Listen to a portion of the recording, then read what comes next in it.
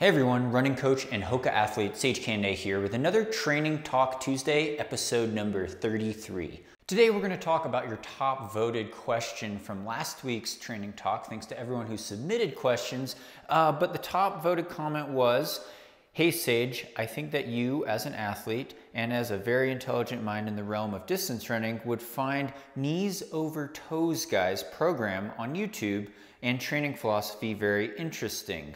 I'd be more than interested to hear your take on it." And I actually clarified on that one if he meant like a specific program from this Knees Over Toes guy or if it was just kind of a general philosophy, which I had to research quite a bit on actually because I'd never heard of this Knees Over Toes guy. And it's a great question.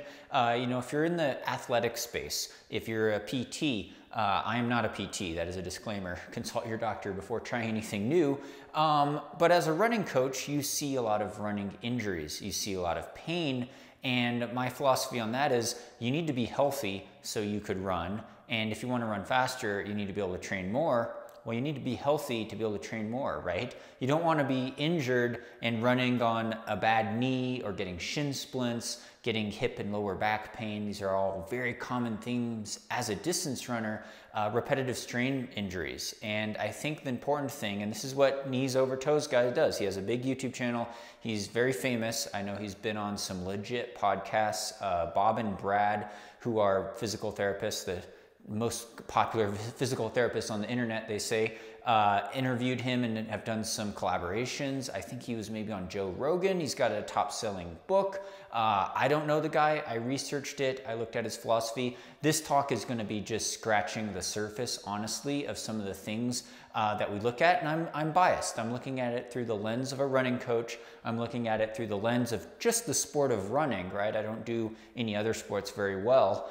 I try to dabble in other sports, but it's, I'm a runner, a distance runner.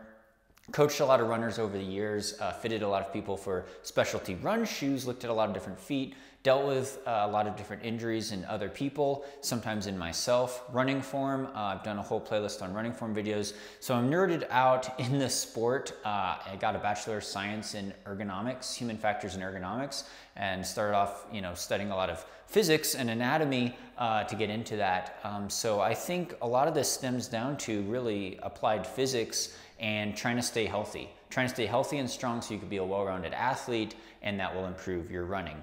Let's get started on the talk. So I think the first 2 points I want to break down before we get into Knees Over Toes guy's main philosophy, at least how I saw it on the internet, is that you've got injury risks from a repetitive sport, repetitive strain like running, a lot of force, and it could come from genetics. Some things are just basic anatomy. Some people are taller than others. Some people have longer legs than their torso. Some people, your Q angle or the angle in your knee joint is going to be formed differently, maybe at childhood or at birth. Bone density could change over time or have a genetic predisposition to breaking more easily. You might not be as flexible as someone else. Flexibility is not always the end game though. In distance running, you actually want some tension in the hamstrings, for example. But there's genetics, there's nature, but then there's also nurture. Nurture being the lifestyle factors that might change these things, and they're all intertwined, right? If you have a bad diet and you're calcium deficient and you're not getting enough nutrients, you could have low bone density, right? If you're not eating a well-balanced diet. If you're deficient in other things, not getting enough protein synthesis, it could weaken you in other areas, other vitamin deficiencies, mineral deficiencies, but also lifestyle factors like where you work. If you're sitting slunched over a computer desk in a bad position in an office chair, maybe hunching your shoulders, getting a lot of tension in the back and the neck, and it goes down to your lower back, but sitting in a position in a regular sitting position with tight hip flexors, right? Sitting down like that, the hip flexors, when you have your hips and knees bent, you're not getting that full hip extension as you would if you were walking around, picking things up, squatting, deep squatting, especially walking. The types of shoes you're walking or running in also really matter and could change the game. And we're going to be looking at that through the lens of knees over toes guy in terms of changing the angles of things, of popular exercises that I think is really good for mobility, flexibility, but also activation and targeting certain muscle groups that may help you stabilize certain areas. And like I said, it's a very individual thing. You should consult an expert, PT or doctor, for individual things. If you've been having serious knee pain, I wouldn't go full tilt into these exercises. But what knee over toes guys does really well, I think, is he has a very progressive loading type of thing. So, you know, you start off small, you start off with a shorter range of motion in these exercises, mostly body weight exercises only, trying to practice good form. Slowly over time, you progress and increase the repetitions and increase the range of motion so you don't strain that injury and instead you build strength. So a common thing with a lot of runners is knee pain, knee injuries. Well, what stabilizes the knee really well? It's the quadricep muscles. The quadricep muscles in your upper thigh are going to help stabilize that knee. A lot of people have pain in the knee. It's because they have weak quads. A lot of bodybuilder people in the gym, especially, you know, a lot of guys I know that lifted, even me in college, it was all curls for the girls, right? And bicep push-up presses, you know, you're working your lats, you're doing pull-ups, you're doing upper body stuff for the chest and upper back, and you neglect your legs. I didn't because I was a runner, but a lot of gym guys, they don't like to do leg day, or, you know, their legs are, their quadricep muscles actually could use some exercise, you know, and you engage that with the lower body stuff, the squats, but even just basic balancing exercises and stabilization, because any sport where you're running or you're cutting from side to side, trail running, you're going to need that stabilization. And if you have any sort of weakness and that knee is not stable, that knee could get injured very easily.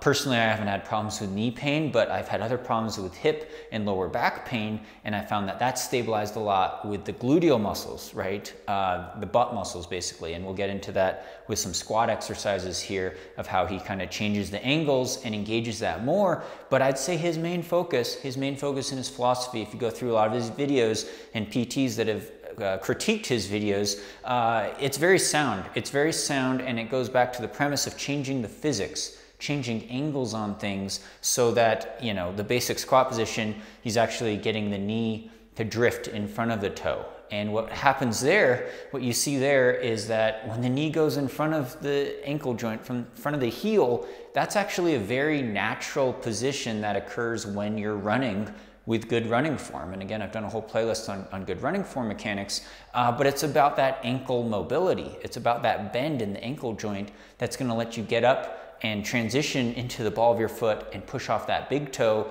looking at all those angles where that knee's drifting in front as you're cutting, as you have a slight forward lean from the ankle, from the heel, you know, you're engaging that shin as well. And a lot of this also goes back to the shin splints argument of exercising the tibialis anterior, I believe it's called, front of the shin muscle, which I'll show you an exercise on also.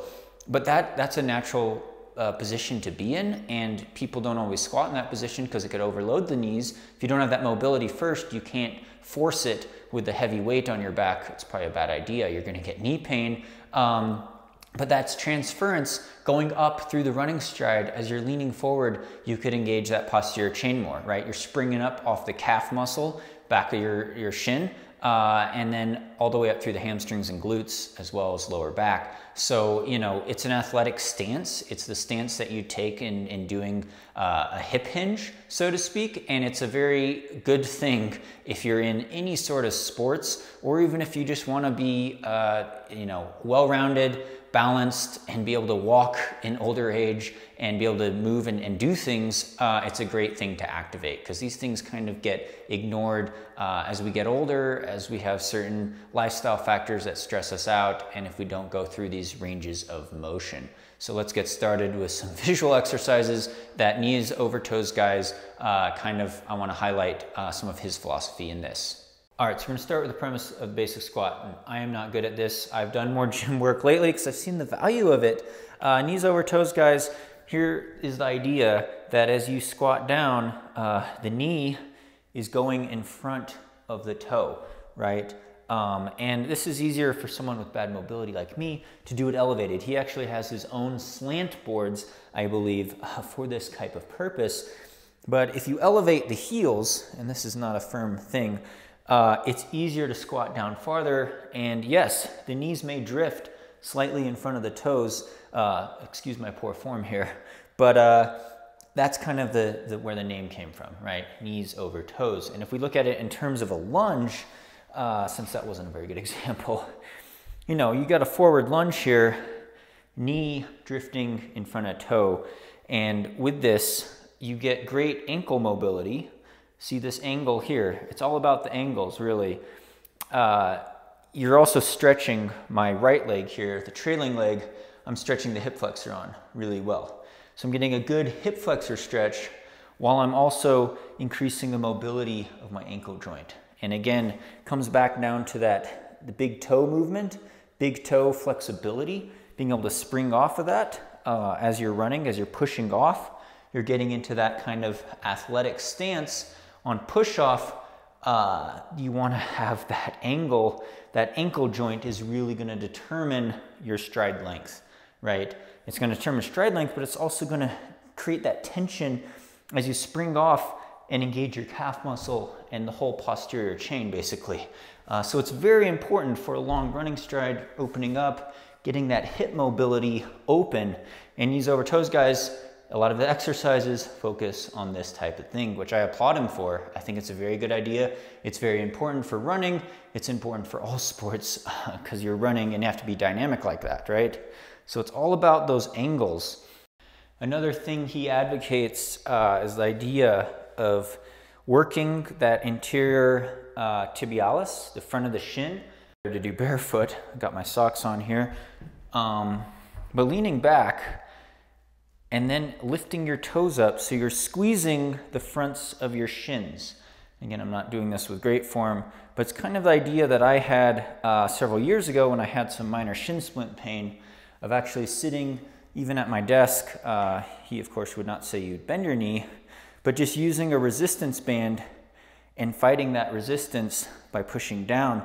It's that slapping force. It's that contraction and then extension of the front of the shin muscles there that could really help with shin pain. And again, if you change the angles on things, if you get back on your heels, things change differently. It works things differently. You do a lot of reps like this, this will help a lot of people with shin splint problems, because when you're running, if you're heel striking a lot, you know, you come slapping down on your foot, there's a lot of that impact that's going to go up into that shin muscle. The tibia gets stress fractures in it, a lot of pain there with that. So, you know, it's building strength around there. So like I said, a lot of things are bodyweight exercises, which I think is great for advocating. You can do it at home. You don't need special gym equipment. You don't need really heavy weights necessarily. I applaud him for that. I applaud him for looking at it through the lens of it's okay to get your knees over your toes sometimes. Because yes, there could be more loading on the knee joint when you do this, but it's a natural motion and it's going to help engage better range of motion, but also some different muscles that are very specific to a motion like running. All right, one last example. You know, he does a lot of split squat stuff. He does stuff with hamstring curls, even if you have a bench and you're doing upper body, he does a lot of back stuff. I'm not going to touch on that, but I want to touch on the idea of how he's changing the physics with if you're doing something like a step up, right? And imagine this is like a actual big step up for me, a larger type of box. But the idea is if you were doing a step up like this, if you're getting a lot of forward lean, right? Look at this, knee over toe right there in the front. I'm getting a lot of forward lean in this. I'm squatting down pretty deep, right? Pretty deep. Yeah, it's working my quad. It's working my quad muscle here. It's helping the knee get stabilized. But what I really want to activate is my left glute, my glute max. Now, if I get in a real deep squat and I'm leaning forward quite a bit with a big hip hinge and I'm going forward, that's when I could engage my glute max a lot better. You need some element of the hip hinge and a forward lean to activate those glutes and hamstrings. And I've been learning that, well, it's not all just about the quads, but about doing that. So I think one of the benefits of knees over toes, guys, is really just changing the physics. Changing the physics on traditional exercises where if you were doing a squat, and again, I'm gonna lock my butt muscles, I'm just kind of lean back, and I'm trying to get my knees into this ball here. See, I don't have very good ankle flexion. But this idea of working like that and doing a kind of a half reverse squat, so to speak, to improve that ankle flexion, that ankle mobility, but then also engage those shins, engage the quads in a way that could help strengthen the knee joint area, stabilize the knee joint, as well as work on other things that may be a little weak or imbalanced because of lifestyle or genetic factors. So in closing, yes, I think a lot of his exercises are very good. They're proven with physics, science, and anatomy. And yeah, he's got a pretty good following and a great reputation for helping people deal with types of injuries from chronic exercise, knee pain, back issues, workplace fatigue, and getting into other sports and you're exercising. So, you know, I'm not a big gym guy. I'm an amateur gym person. I'm not part of the CrossFit movement. I initially see some of his stuff as being kind of like biohacking quick fixes, but the more I dug into it, the more I realized that he's got a really good background and a pretty good series. So definitely worth knowing about and checking out. So good point, good comment. I've looked into it and yeah, it definitely checks out in a lot of ways.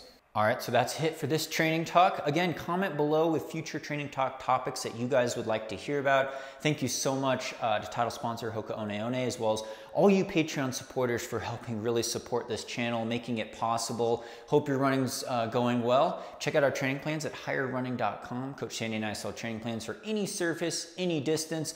Again, hope you're doing well. Happy holidays. Thanks for tuning in. Subscribe and like these videos if you like them, and stay tuned for more VO2 Max Productions.